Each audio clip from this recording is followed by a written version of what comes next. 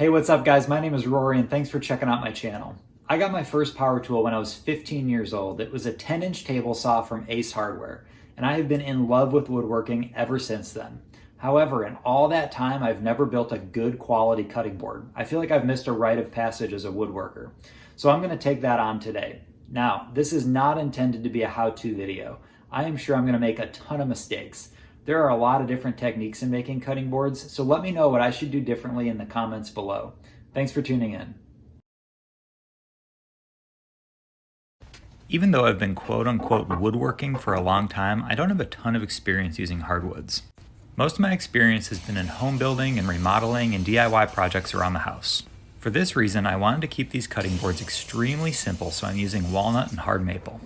I started by cutting the rough lumber down into manageable pieces and getting them ready for the planer. As you can see, there's some wobble in these boards, so I stabilized them with a nice flat piece of plywood to act as a sled using hot glue and shims. This flattens one side so then the sled can be removed and the board can be flattened on the other side. And this creates two parallel surfaces. After only a couple passes through the planer, that rough cut walnut really started looking good. Once the boards were cleaned up, I got a better sense of the character of each piece. I normally like the look of sapwood on walnut, but I noticed a couple wormholes, so I decided to mark out those areas I didn't want for these boards, and I'll use them on a different project. I also cut out the knots or overly figured pieces in order to get a uniform look.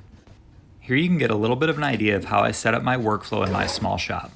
I decided to buy a brand new thin kerf Freud blade for this, and I'm glad I did because the finish after ripping was really smooth. I cut away the sapwood and was left with my workable pieces. Each cutting board is going to be 12 inches wide and 16 inches long. The walnut board is going to be 1.25 inches thick, while the maple board is just 1 inch thick. As I'm editing this video, I'm not really sure why I made them different thicknesses. Once all the boards were cut to size, I flipped them all so the edge grain was exposed. I then oriented the grain direction that I thought looked the best. I had to cut the maple in 2 passes, so I cleaned up the edges with a block plane. I got out my long clamps next, so I was able to laminate both boards at the same time. I did a dry fit, and I'm glad I did because I noticed a few gaps. I don't have a joiner, but I learned in high school shop class that planing 2 boards at the same time will give you a tight joint. That fixed the issue, so I moved on to the glue up. I'm using Titebond 3 here because of its intended use in wet environments and slower dry time. I used a generous amount and took my time to ensure everything was lined up. I then slowly tightened down the clamps. You'll notice I used a couple scrap pieces, and those will come in handy here in a minute. I cleaned up as much squeeze out as I could and wiped the top clean with a wet rag. Not gonna lie, I got a little excited here putting water on that walnut. The next day I took the boards out of the clamps and used a scraper to get as much dry glue off as possible. At this point I wasn't worried about getting it perfect, but I wanted to avoid sending rock hard glue through the planer if possible. Remember those scraps from earlier?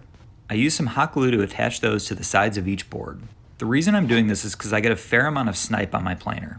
Snipe is a groove or divot that can happen on the first or last couple of inches of a board being planed. There are a few things I could do to minimize it, but I didn't want to take my chances. My thought process here is that the snipe will occur on the longer scraps and the actual boards will get a clean plane.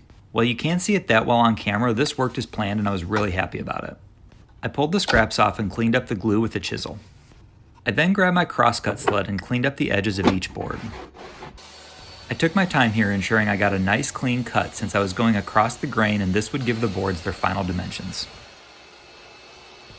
Next I gave each board a really good sanding using 100 grit paper. I uncovered a couple imperfections in the walnut, so I used some black epoxy to fill them in and sand them smooth. Luckily these were on the bottom of the board and won't be that big of a deal once the board is finished. Even though these are my first cutting boards, I decided to go all in and route in a juice groove. There are a ton of great videos on how to make one of these jigs, so I'm not going to go into too much detail here. However, I did cover this process pretty well in my Instagram stories, so if you want to check me out over there, I'd like to share some of the behind the scenes stuff with you. I'll tell you, this was nerve-wracking, but by the grace of God, I didn't make any mistakes and I was super excited to learn a new technique. I cut a few inches off of an old aluminum rod that I had lying around because it matched the curve of the groove perfectly and made sanding it much easier. I wanted to add just a bit more detail to these boards, so I used my table saw with the blade set at a 45-degree angle and took an aggressive chamfer off the bottom. I did the 2 ends first and then adjusted the fence to sneak up on the right spot for the sides.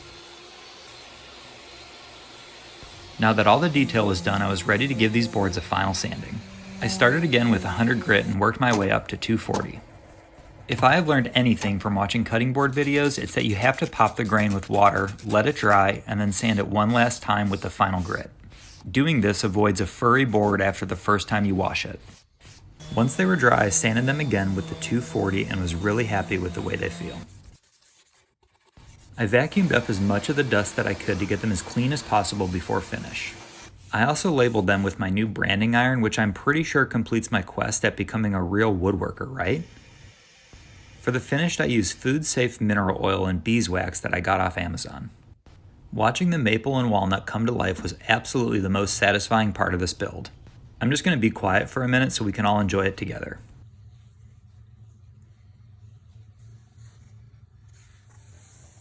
I've seen others do a full submersion into a bath of oil, and I might go that route in the future. Once the oil soaked in for a day, I wiped the boards down really well with a clean, dry cloth and then applied a coat of beeswax and buffed it in. And that, my friends, is going to put a wrap on my very first set of cutting boards.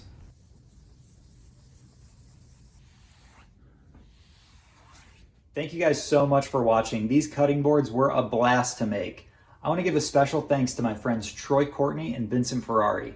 These two guys are a wealth of knowledge when it comes to cutting boards, and I learned a lot from them over the past couple of weeks. I'm going to link to their information below if you want to check them out. Thanks again for watching, and I hope to see you guys all in the next video.